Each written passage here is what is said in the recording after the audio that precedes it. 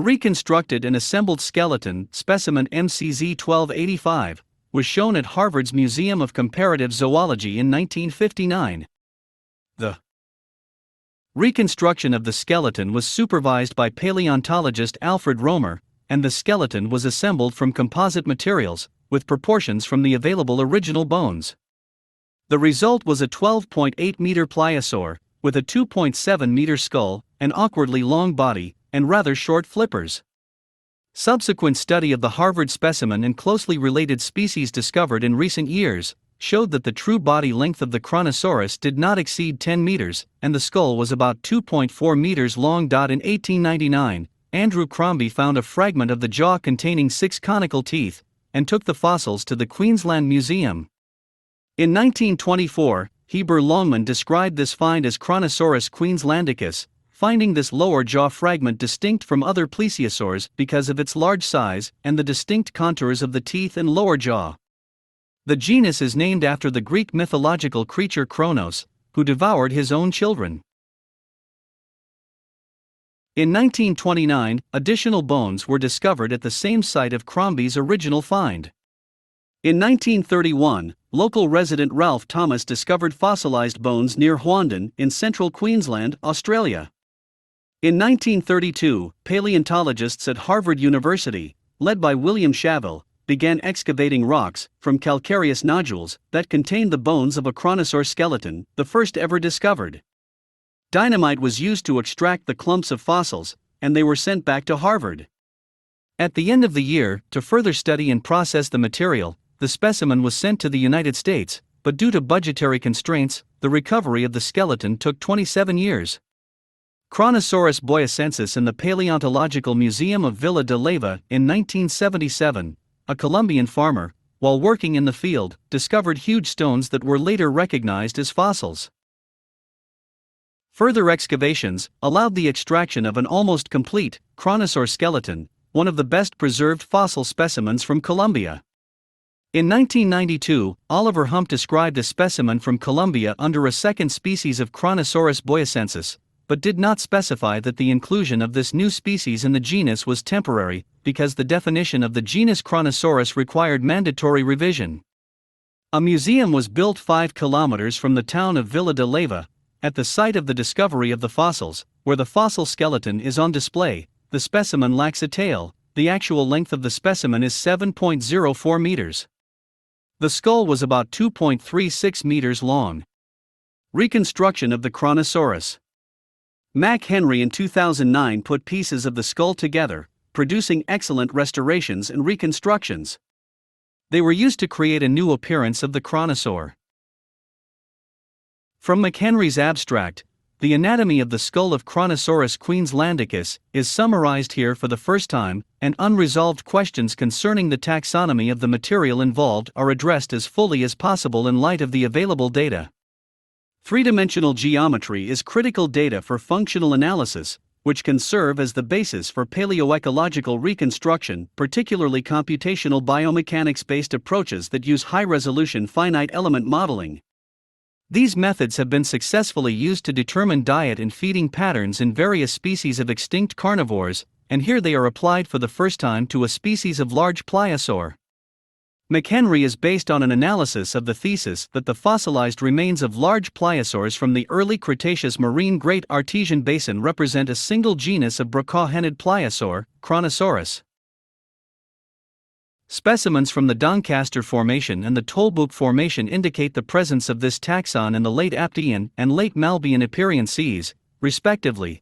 Some isolated teeth from the Gryman Creek Formation may relate to the Kronosaur and thus register its presence in the early Cretaceous seas. The available evidence supports the presence of one species in the late Cretaceous, Kronosaurus queenslandicus.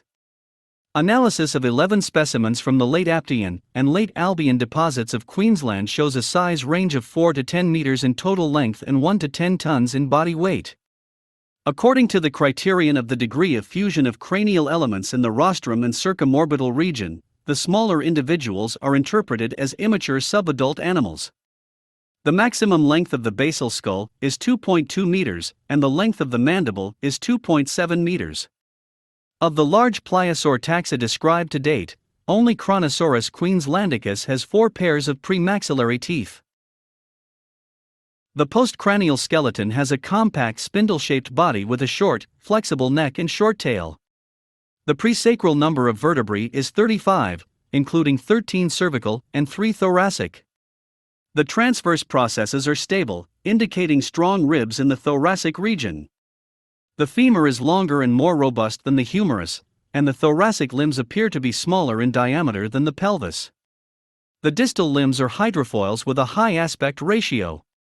Maximum total length is 10.5 meters, with a hind limb span of 5 meters and a body weight of about 11 tons. 2. Like other pliosaurs, Kronosaurus was a marine reptile. It had an elongated head, a short neck, a squat body with 4 large fins, and a relatively short tail. The hind flippers, unlike other pliosaurs, were larger than the front flippers. Kronosaurus was carnivorous and had many long, conical teeth, 7 to 30 centimeters long, with a 12 centimeters crown.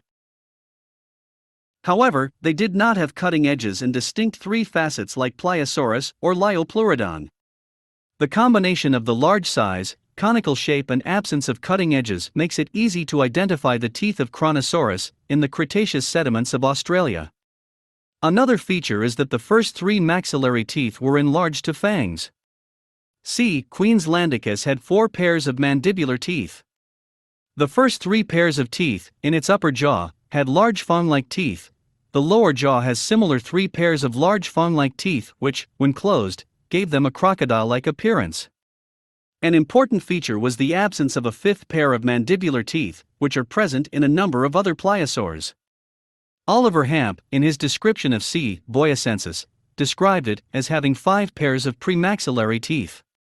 In 2009, Colin Richard and McHenry noted that if this was confirmed, it would be appropriate to place K.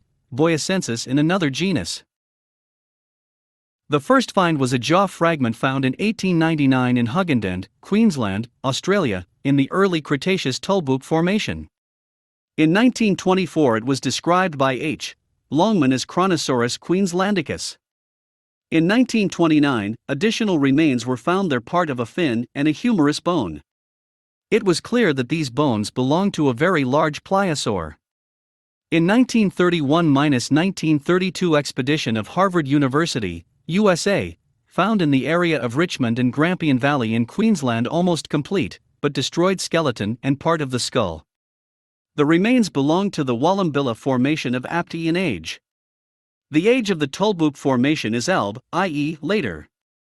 The teeth were up to 7 centimeters long. The skeleton was extracted with dynamite and was thus badly damaged. It was exported to the United States. In the 1950s, a complete Kronosaur skeleton was assembled at Harvard University Museum under the direction of the great paleontologist Alfred S. Romer. Unfortunately, the skeleton had to be assembled piece by piece, supplementing the missing parts with plastic. The result was a pliosaur with a skull about 3 meters long, with a clumsily long body and rather short flippers. Subsequent study of the Harvard specimen and additional fragments discovered in recent years from Australia showed that the true body length of the Kronosaurus did not exceed 9 to 10 meters. This was also the size of the Columbian Kronosaurus. Its skull was 2.4 m long, and its lower jaw 2.6 m long. It had 19 to 20 dorsal vertebrae, 12 cervical vertebrae, 3 thoracic vertebrae, 4 to 5 sacral vertebrae, about 30 caudal vertebrae. However, the Columbian Kronosaurus had very thick ribs, pachyostosis, like in sirens, and could belong to another genus. The skeleton was 12.8 meters long. In this form, the Kronosaur became famous, becoming a character in popular science books and even science fiction. It was described as a sea T-Rex, king of the ancient seas, etc. Kronosaurus was a fearsome predator of the southern polar seas. Skulls and vertebrae of Australian plesiosaurs, Woolungosaurus glendowarensis, with traces of Kronosaur teeth are known. It is possible that the southern seas of early Cretaceous time, Apt Alb, about 100 to 120 million BP, were quite cold. Some authors do not even rule out the existence of icebergs there. Kronosaurs probably attacked their prey from the depths, as indicated by the flat skull and possibly upward pointing eyes. Kronosaurs hunted large fish and did not disdain mollusks. Even sharks could be its prey. Apart from its kin, it had no enemies. Kronosaurus fiercely defended its hunting grounds. Like all pliosaurs, kronosaurs were viviparous. Kronosaurs, judging by their flat skull and upward-pointing eyes, attacked their prey from the depths of the sea. Traces of kronosaur teeth have been found on the skulls and vertebrae of Australian plesiosaurs.